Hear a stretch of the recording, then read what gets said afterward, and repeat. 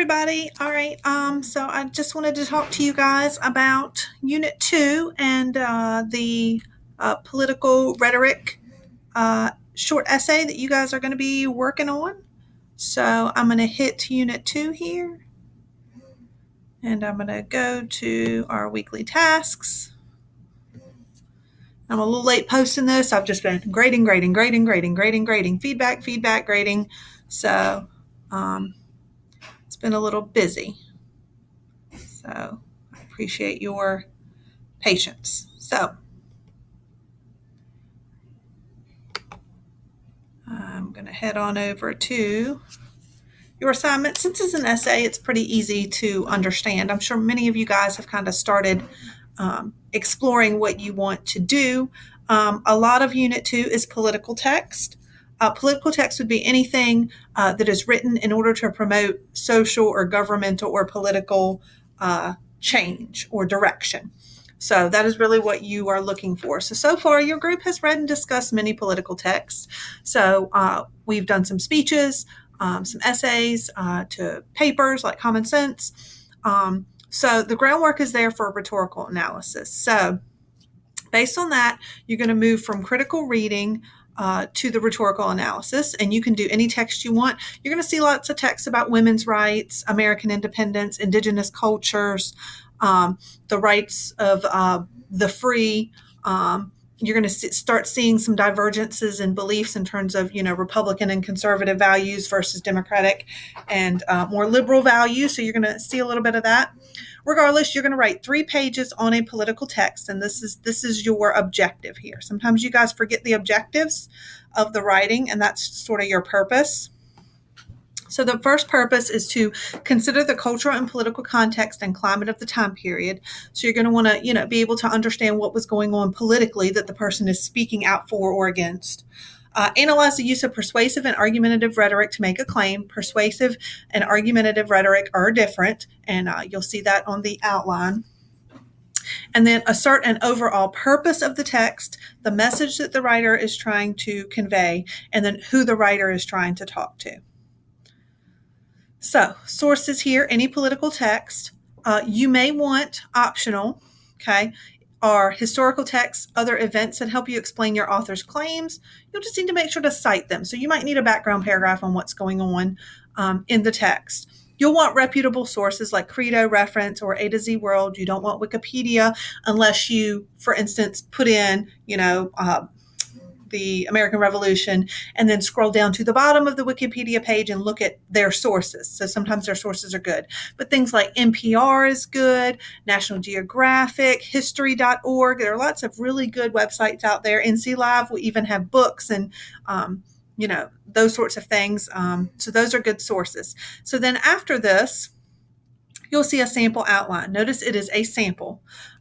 I would do the sample outline, just fill in information, and then from that, you can kind of glean what's most important to include in your paper. So notice I start here with purpose, point, and audience.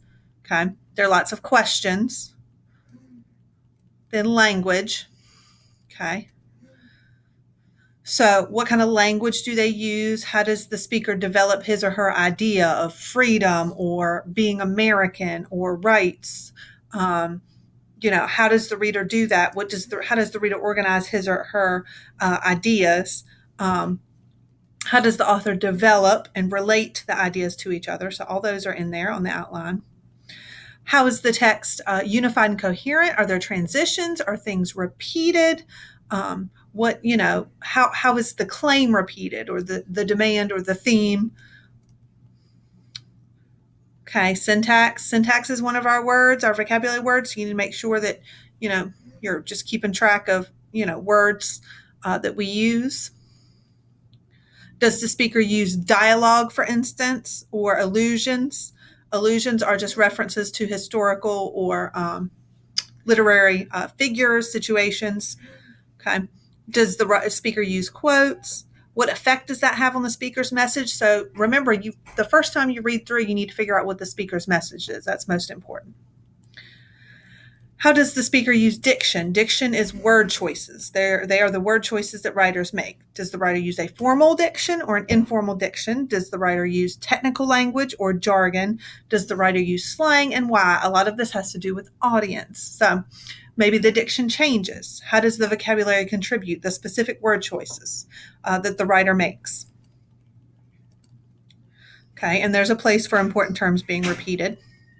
Literary devices, so similes, metaphors, personification, hyperbole. Hyperbole is exaggeration. Okay, when does he or she use them? Why does he or she use them? A lot of people skip over this, and then I go back and look at the text, and it was used. So you can't just skip over it, maybe because you don't understand it or you don't feel like it. You still have to look and make sure that you know whether it's there and how the writer's using it, and then you have a conclusion. So, if you want to conference on this, or if you feel that you're confused about what I'm asking you to do, one of the things that I will require and ask you for is your outline. So that will be something that I will absolutely ask for if you want to meet because you are confused or you want help. So I am requiring you on this to have something done before we meet, because this is well within your capability as a sophomore in college. So that's an overview of the assignment. It's fairly straightforward. It's just an analysis of how these writers are using language. I'm going to post there have been some performances of some of the more popular speeches, and so I'm going to post those so that you can kind of see those and hear them.